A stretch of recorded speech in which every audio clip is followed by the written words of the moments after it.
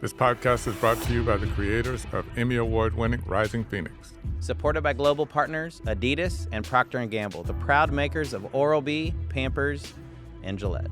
Hi, my name is Matt Stutzman. I'm a four-time Paralympian and silver medalist. And I'm four-time Olympic gold medalist Michael Johnson. Welcome to our podcast, Rising Phoenix. What does it take? Where we'll introduce you to some of the world's greatest Paralympians. Kind of like me. Kind of like you, Matt.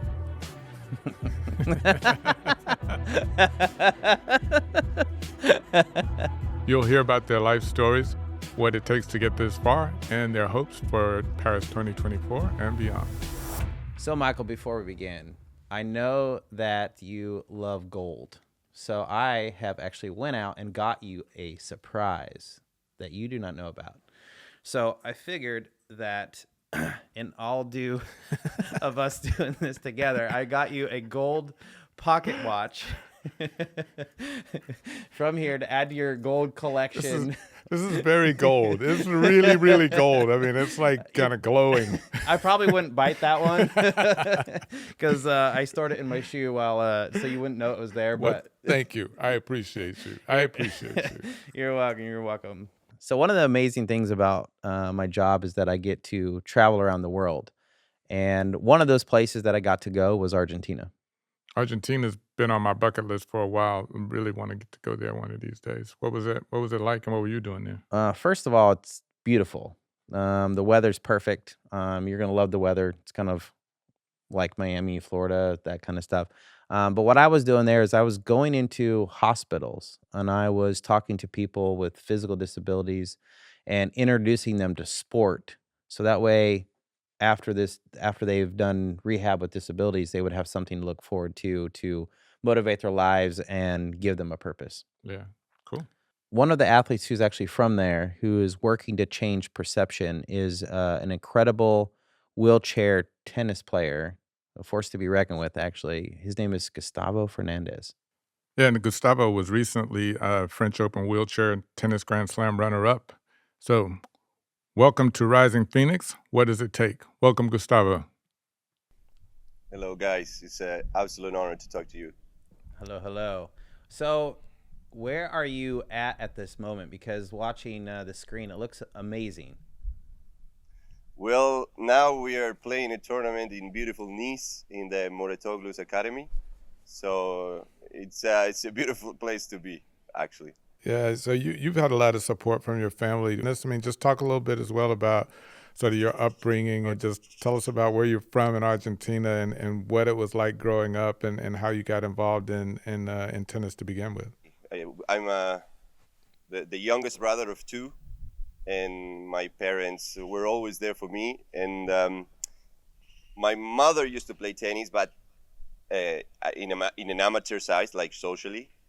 My father was a basketball professional sport, able-bodied player, and he was very successful. So sport was always at home.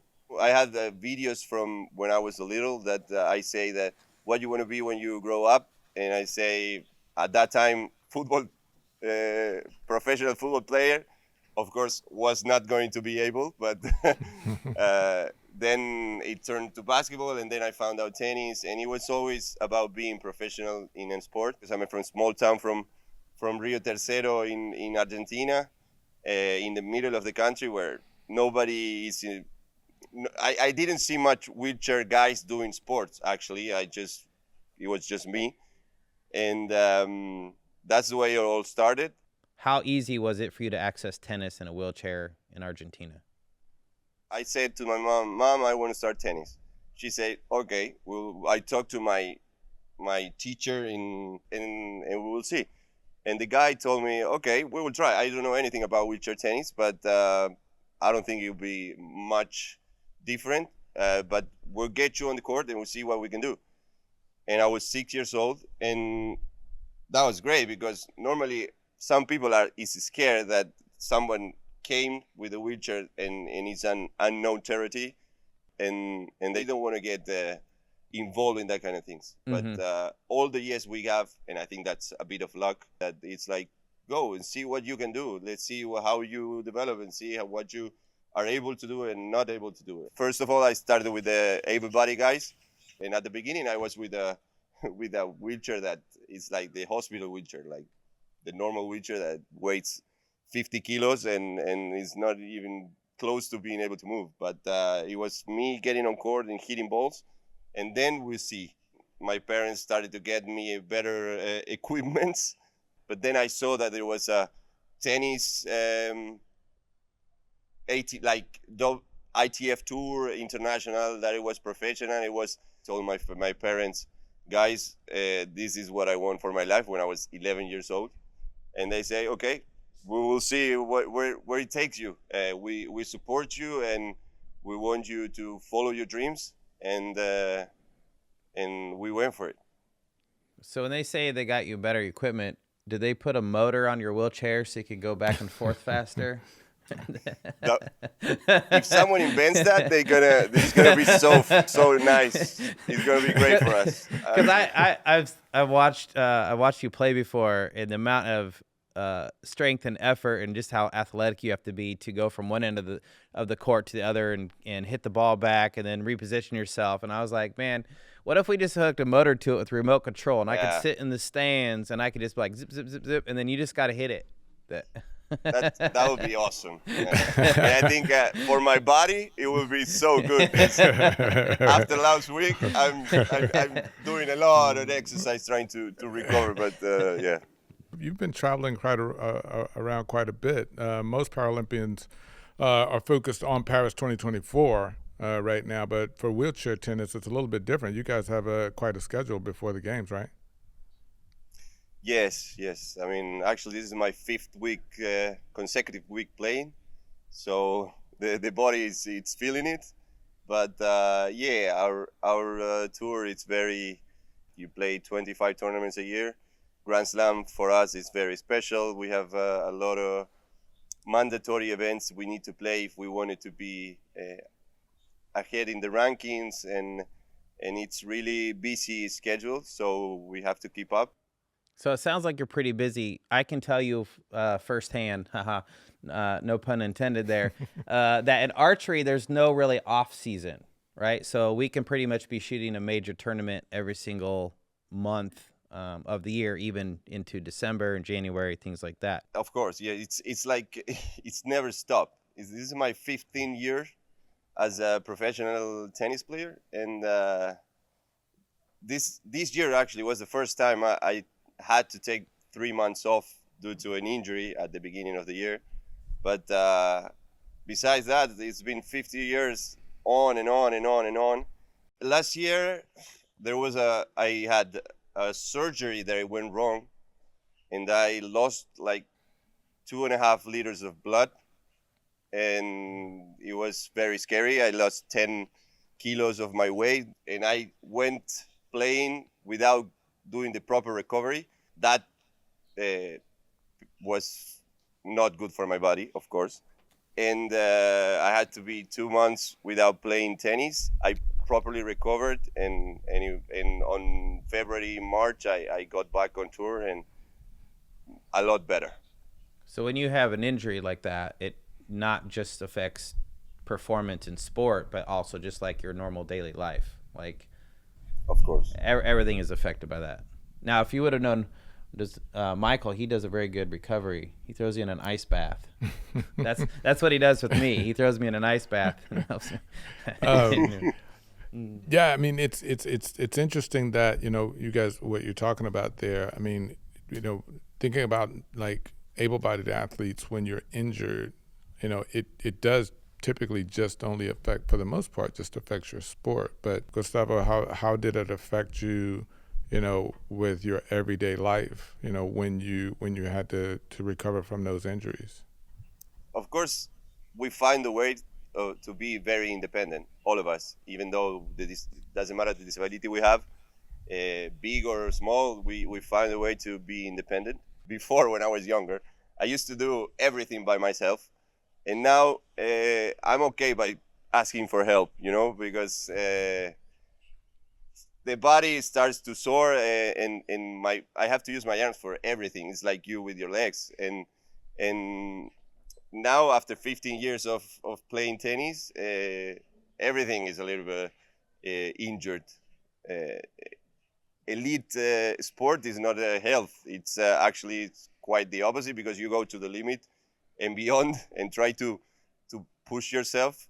So in my everyday life, I have pain of all kinds in my back, in my arms, my elbows, my wrist. So what I try to do is economize a little bit more and better the way I do things, because I wanted to keep playing tennis for many years, and I have to save the energy and the health. 15 years is a long time to be at an elite level, even physically and mentally. It is, and you have to pay for physically and mentally. You have to pay for all the things you did. I always say that in order to be successful, you need to pay the price before, during, and after the competition, and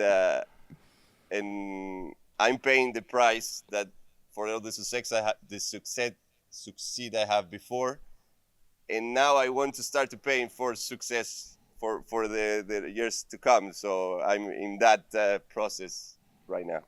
And if you enjoy and love what you do, it's like it's easy to regenerate the fuel, because the Grand Slam is going to be there, the Paralympic Games is going to be there, and you're always going to want to be better and be greater for yourself.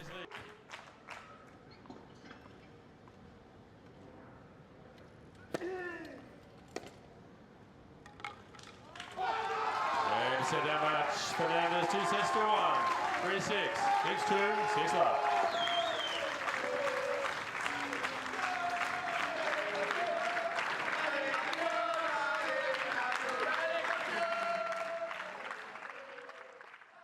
Where do you keep your medals? I used to have it at home, but it got with the tennis, you know, like it's they give you trophies, sometimes big, sometimes small, but it started to crowd up, so I send it all to my folks, and I told them, you deal with it. I can't, because my wife is starting to look me and starting to think about throwing away some stuff, and I don't want that. So I just give it to my mom, and she was delighted to have it. So of course, the big trophy for our Australian Open champion of 2017 in men's wheelchair singles. Put your hands together for Gustavo Fernández. I was a surprise baby, as in they didn't know I was going to be born without any arms. So it is my understanding that you were paralyzed as a young child, right? And how did your parents handle that, or how did they react to that? I think that it might have been hard. I was 1 year and a half. I don't have a memory of that. Of course, it was out of nowhere. I was playing with my dad, and it just sort of happened, you know. What I have is like spine stroke, I think it's called. It's like a vein pops in the spine and cuts the information from the brain to the lower body. At the beginning, the thing for them, it was like, how is he going to be able to develop himself and be happy? That's all the questions that rises when a new thing happens. Especially my grandfather, my grandmother, the older people, you know, like they think that they were used to see disabled people not being able to develop themselves. And it was like, how we do this to make him being able to develop the personally in whatever he wants. And that was a challenge for my parents. I always took it normally, because as you might know, that when you are a little, it's different than when you had a disability from as a grown man, because you naturalize everything, and you just are yourself and try to do the things that you can. The good thing that I think it's very important that everyone has is that your parents or the people around you let you be yourself and find your limits. It's not that there is no limits, because that's not real, but it's important to not put limits that you don't know that you have. Let's see, what my parents is let me find the limit and let me go and see it for myself. And in doing that, it's how we grow and how we develop and how we are able to dream, and the most important thing is being treated like as a normal person, because we don't have nothing special. We are as everyone else. Then we found our ways to achieve extraordinary. If we can, if we not, we're gonna be normal people, and that's gonna be all right. It's okay to develop yourself as a normal guy. I think it's interesting because my parents taught me the same way. My parents were very open about, like, instead of, their motto was, let's not adapt the world to Matt, but adapt Matt to the world. And I see, like, your parents did the same exact thing, where they were very much like, we'll kind of show you how to do it, but we want you to go out and experience it, and we want you to try it. We want you to be the person who kind of pushes yourself. Is that pretty accurate? Yeah, exactly. Exactly, because if the people don't believe in you, you don't let yourself believe in you, and then by not believing you and people having compassion to you and having compassion of what you had, it doesn't allow you to challenge yourself as a person, and doesn't allow you to grow in any matter, or the bar is too low that you never get to develop yourself. In order to develop yourself, you need to challenge you, and they need to expect things from you. They really need to let you learn and fail on your own, basically. Exactly. Yeah. And as we have limits. I mean, I cannot walk. It's a fact. Mm-hmm. But then with what you can do, you can achieve a lot of things. And the most important thing for me is develop yourself. So talk a little bit about, how easy or difficult actually it's been, to access wheelchair tennis, and as a wheelchair user in Argentina, like what that's been like for you. I was very lucky with my family. It's not like they are rich, but they were able to get me the equipment, but normally it's very expensive. And then the tricky part was to keep up with the tour, because there's no much tournaments going on in South America. Mm-hmm. And it's very expensive, even for able-bodied guys, to go to Europe or the United States or Asia to compete. And we had to figure out a way to keep up with the cost, because my parents weren't able to keep that up by themselves. So since we were little and we saw that there was a chance that I can be pro at this, we started to find ways to get the support, the financial support to make me compete and be in there. There was some better years, there were some worse years, but I think it was a bit of luck, because it's like being at the right time at the right moment, because some people, the government get involved, and then I get the results and they got the same. So I think it was a few things, but getting the wheelchair wasn't the bigger issue, but to keep it up with the tour, that was and still is, I think. So something I wanted to talk about a little bit is I've actually several times have been to Argentina, and I've gone to the hospitals where I've done demonstrations, and I've talked to people with physical disabilities to try to bring awareness to sport and what they could do, even though they were, have a physical disability or something like that. And I know that you've been outspoken in this in Argentina. Can you explain why you think that is so problematic. I think it's all a thing about the how they concept disability. People don't expect much of people with disability because they think it's a problem. As a life, chronic, and with that problem, they have compassion. And with the compassion, there's no challenge. And they don't expect the bar is too low. It's like they're not encouraging people to try things. I know. And they say, no, because he cannot do that. Or maybe it's harder to do some things.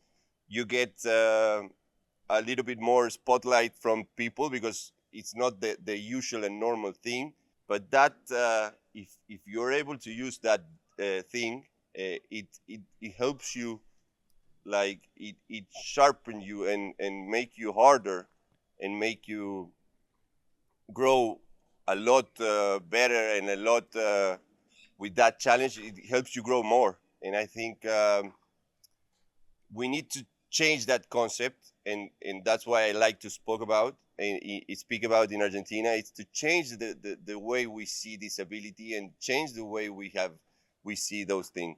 It's good to have it taken care and trying to have it better physically, but I don't think that it has to be seen as a problem. I think it's one of the things that can happen in life, and you have to deal with it. It's interesting because in listening to you guys, one of the things I think you touched on earlier, Gustavo, is about, you said, you talked about people expecting things of you. How important was that for you as well, Matt? That, especially when you're younger, having people expect things of you. I don't know, Matt, what you think about it, but for me, it's the main thing. It's something that is vital in life for anyone. And it looks simple that they take it away from you because they want to do a good thing for you, to make it things easier, because they think that they do hard, that what you have to live is harder. But I think it doesn't help you. It's the opposite. Yeah, for me, I would agree with you, because there would be time. I grew up on a farm, and we had cows and pigs and chickens and stuff like that. And my parents were, I had chores. And I remember one day, Dad told me it was my turn to milk the cow. And I'm like, I don't have any arms. How am I supposed to do that? He's like, well, you're going to have to figure it out, because in our house, like, if you don't put in the work and you don't do your chores, then, like, you don't eat, right? Like, they were really, wanting me to learn what it takes to work hard at something. So there I was figuring out how to milk a cow, right? But it's those things for me that led me to where I'm at today, right? Like, those are the things that pushed me, and even now still push me, and I'm glad that they pushed me to be that way. Yeah, and I could see where having expectations of you, is important. I think we sort of take that for granted. Gustavo, you talked about, some of those difficulties and how it's sort of problematic, the perception of disabled people in Argentina. How does those attitudes play out when it comes to seeking sponsorship, and certainly for you as an elite athlete? It's been tricky. The private sponsorship was very tough, and still is. Actually, I'm 3 in the world. Like, strictly Argentinian sponsorship, I don't have, and I had over the years. But if you win the Grand Slam, they want to support you. But it should be like the opposite way, because how do you get to win a Grand Slam, or being number 1 in the world, or being able to reach to the elite, if you're not able to develop yourself with the fundings and the financial cost that you have to? It's like you're never going to achieve something. So what we have to do in South America, normally it's really difficult, because you got to get to the elite almost kind of like by yourself, and then you can expect to have a sponsorship. And so it's impossible. What about the prize money for, wheelchair tennis versus, like, you see able-bodied tennis players all the time? Like, what's that like? We speak about this all the time. We get, I think, 1.3%. All of us get the 1.3% of the able bodies. and the cost doesn't change much because you gotta travel. You need the physio, you need the coach, you need to have people with you around in order to be at that level, and that's where it gets really tricky. And if you go to the regular basis tournament like ITF tournaments, you don't get the rewarded as you should. So it's kind of tricky. Everybody lives a totally different life than us, and which makes sense because it's a much bigger business and show. But I think the breach is way too high, and we are, in order to get to the base of our sport should be a lot better. What do you think has to happen? Because that's a huge gap, 1.3% of what the able-bodied athletes are earning. What has to happen, and how do you see that changing, if at all? Now we are getting more voice in the tennis world, and I think they have to challenge us and see if we are fit to help that gap to come closer. I'm really confident that we can do it, and I think that the sport is growing and getting to a better place. And the big federations need to involve properly with the sport and let it grow and be on point, trying to grow with us. You know, I've watched wheelchair tennis before, and the fact that you're flying around, you even leave the chair sometimes to go after a ball.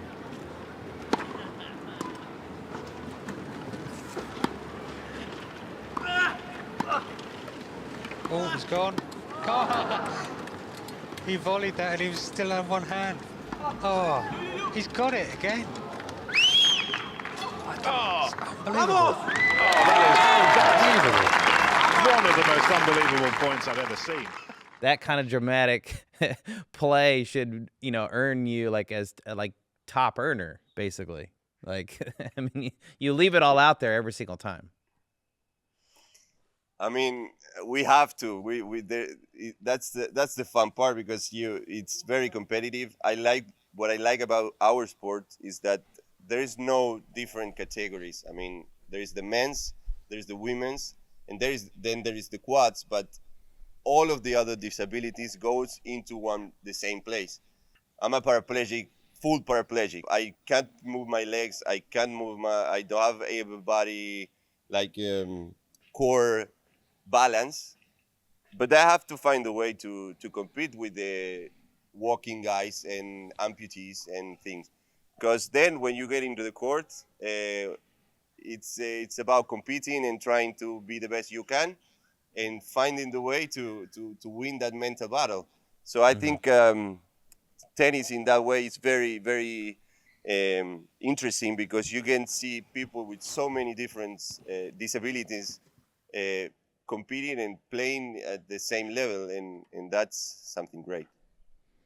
How important are events like the Paralympics when it comes to celebrating what disabled people can do and trying to get equal treatment in all walks of life?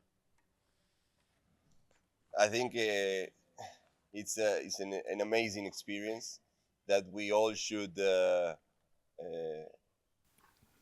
be part of, whether it's from the TV, by watching it live, or by competing, because it's so nutritive. It's so it helps you open your mind so much and help you understand the way that the human being can develop himself through many different situations.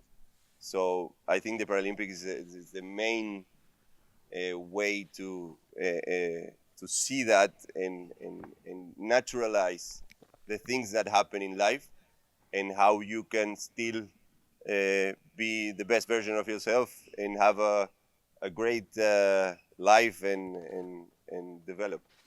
And what can people expect to see in wheelchair tennis in Paris 2024?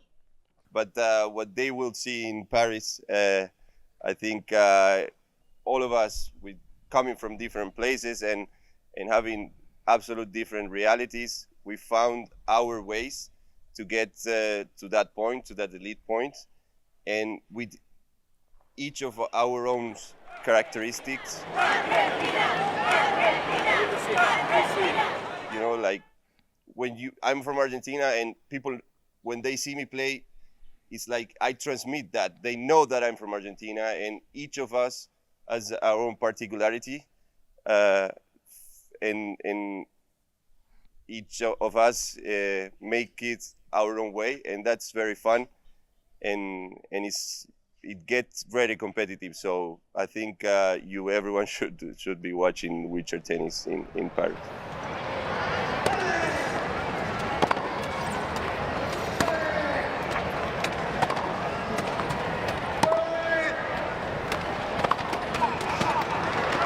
There it is. Gustavo Fernández is through to the third round.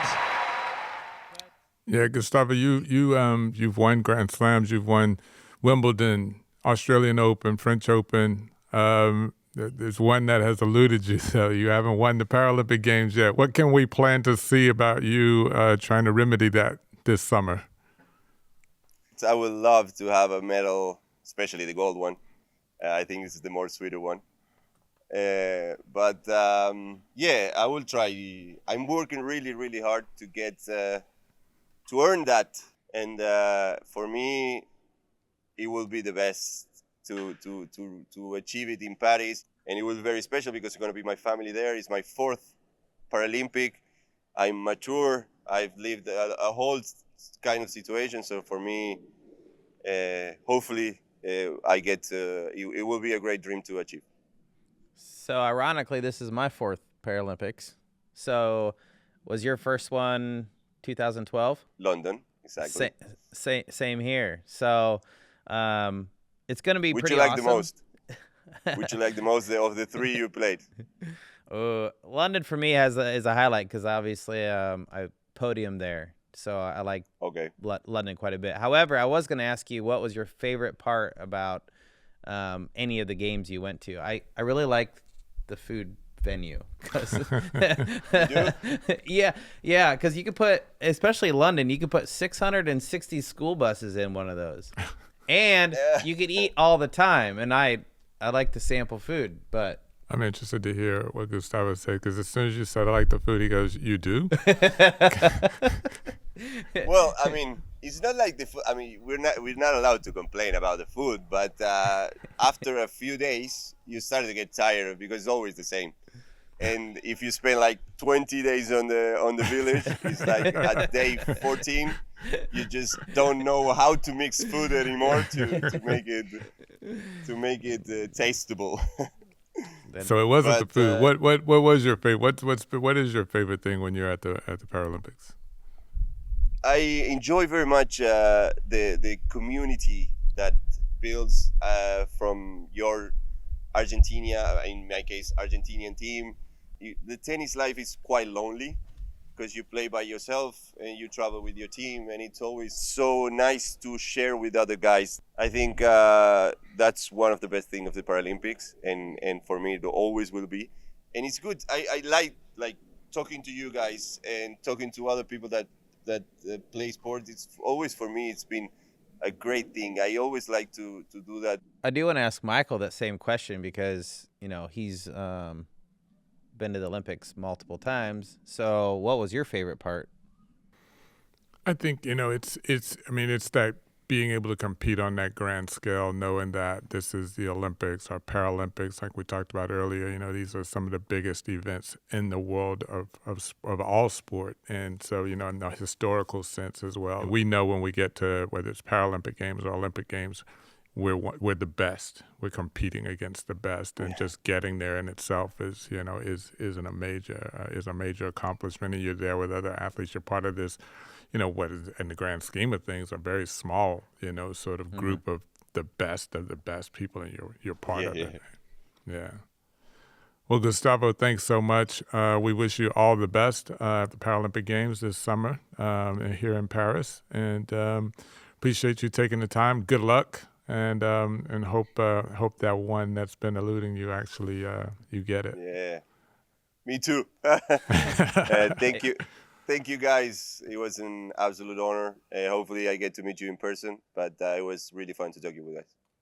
It was awesome talking with you. For sure, I will come find you in the village. I'm a hugger, so if you're fine with that, that'll be my handshake. And definitely good luck on your next tournament. And we'll see you pretty soon in Paris. Thank you again, Gustavo. Appreciate it. Good luck. See you in Paris. All right. See you guys. All the best. So what I took away from that with Gustavo was just the whole prize money thing and sponsorship difficulty for Paralympic athletes as compared to the able-bodied athletes. Yeah, I think it's incredible that even though that it is such a small percentage, that he still is willing to go out there and train every day and go to all these events, even though the money isn't that great. I think that's pretty incredible. Yeah. He loves the sport. Yeah, doing it for the love. That's all we got today on this episode of Rising Phoenix. What does it take? A podcast brought to you by the creators of the Emmy Award-winning show Rising Phoenix. Supported by global partners Adidas and Procter Gamble, the proud makers of Oral-B, Pampers, and Gillette. Be sure to like and subscribe. We've got lots of great content coming up and some fantastic guests. And to find out more about Rising Phoenix, make sure you check out our show notes. This is a Persephonica production in partnership with Harder Than You Think. I'm a rising phoenix.